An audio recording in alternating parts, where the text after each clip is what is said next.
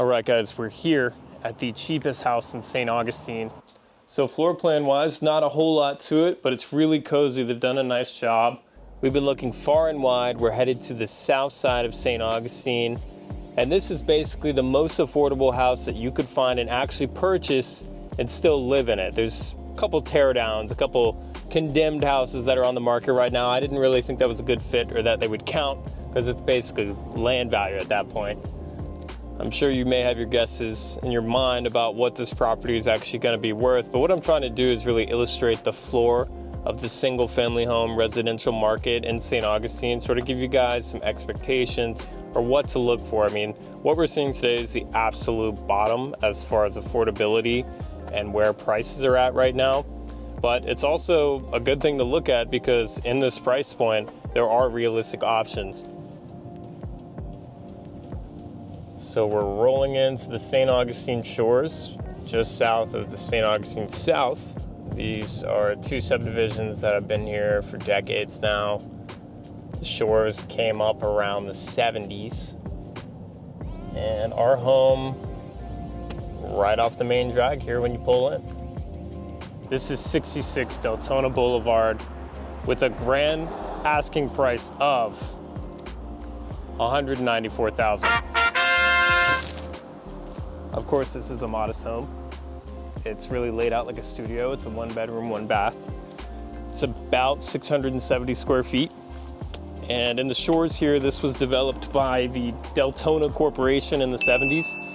You're gonna see in the Shores, there's a lot of houses that are this specific floor plan or pretty similar to it.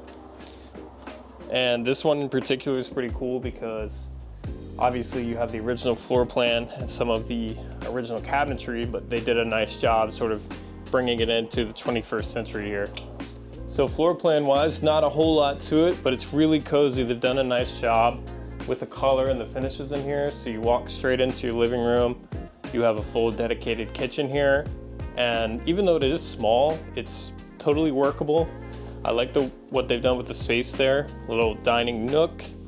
Then into your hallway here, you have a full bathroom and back into your master suite, which has 3 windows.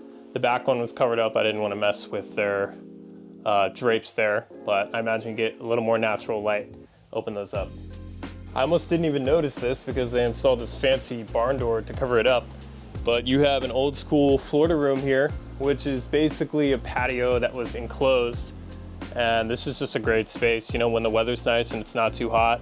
Get some natural light in here and sort of hang out, and they're great for having indoor plants as well. You do have a covered carport here and back to your backyard.